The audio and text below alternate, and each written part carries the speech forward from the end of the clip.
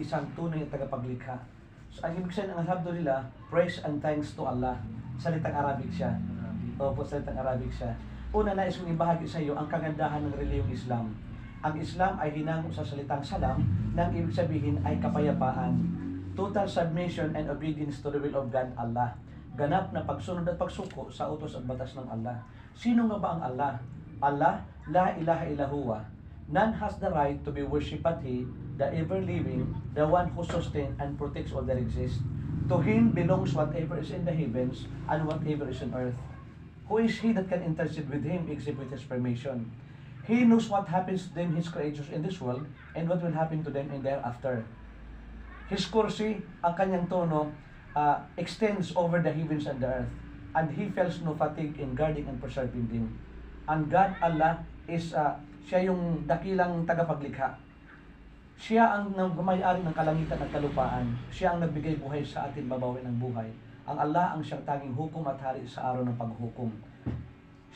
Sino ang makapamagitan sa Kanya maliban sa Kanyang kapahintulutan? Nalalaman ng Diyos ng Allah ang ginagawa ng Kanyang manalikha dito sa mundo.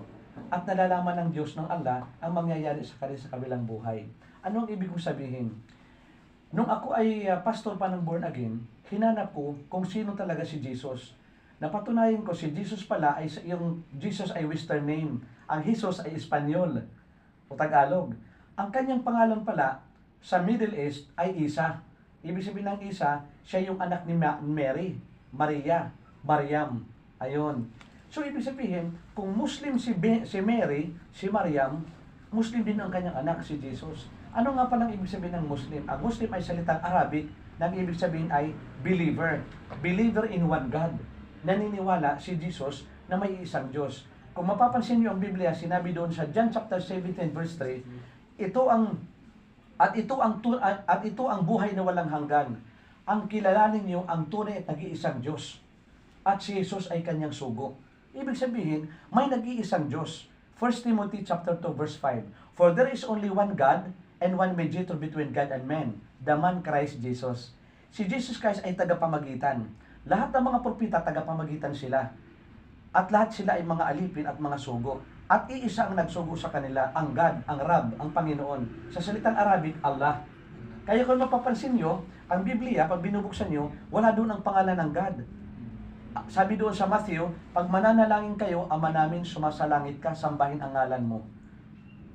Tapos sinasabi pa doon, in the name of God. Ang tanong, ano ang pangalan ng God? Kung patuloy tayong mag-aaral, hindi masama, maganda. Ibig sabihin, pag sinabi ng ating mga anak, ng ating kapitbahay, sino ang God? Sino ang Rab? Sino ang Panginoon? Sino ang tagapaglikha? Sa original na salita ng Panginoon sa Quran, Allah. Yan pong ibig sabihin ng pangalan ng God, Allah. So kaya mapupulit natin, maluluwalhati, masasamba natin ang tagapaglikha kung alam natin ang pangalan ng God. Kaya doon sinabi sa Matthew na the Lord's Prayer, ganito kayong manalangin, Ama namin, sumasalangit ka, sambahin ang ngalan mo. So paano siya masasamba ang kanyang pangalan? Wala namang pangalan ang God doon sa Biblia. Mga title lang siya, mahabagin, maawain, creator, healer, di ba? Yan ang mga title niya. Opo, mga pangalan, mga title siya. Pero, ang pangalan talaga ng God, ang pansariling pangalan ng lumikha, Allah, sa salitang Arabic. Ibig sabihin, walang lingwahe dito sa mundo na dapat nating i-disregard sapagkat lahat ng lingwahe mula sa tagapaglikha.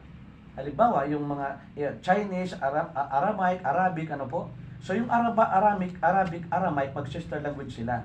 Ang ibig ko sabihin ganito, hindi ito malapit, kundi katotohanan ito na kapag ikaw ay tagapagturo, pastor, ministro, pare ka, o kaya ikaw ay Muslim, dapat meron kang original na pinanghahawakan para maibabahagi mo sa kanila ang katotohanan. Halimbawa, ganito, Bismillahirrahmanirrahim, salitang Arabic.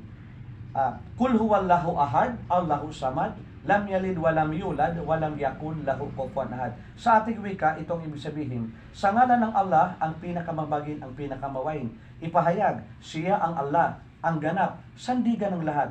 Hindi siya nagkaanak, hindi siya ipinanganak. Ang Allah, ang God, ang ating Panginoon, hindi katulad o kawagi sa kanyang nilikha. Yan ang God. So ngayon naman, paano ko masasabi na si Jesus ay hindi God? Sapagkat sinabi mismo ni Jesus na ako ay kanyang sinugo at ako ay Ako ay mula sa Diyos at ako ay kanyang sinugo. So ang God ang nagsugo, si Jesus ay sinugo. Reading po. Okay. May client ka? So yan ang ibig sabihin na patungkol sa Islam na religiyon. Islam is a total submission and obedience to the will of God, at saka ang Muslim ay believer, at ang God naman sa Arabic ay Allah. Assalamualaikum. Ang kapayapaan ng Allah ay sumayo. Yan ang greetings pala ng mga ni Jesus Christ. Di ba nung si Jesus Christ pumupunta sa mga 12 disciples, sabi niya, the peace of God be with you. Sa salitang Arabic, Assalamualaikum.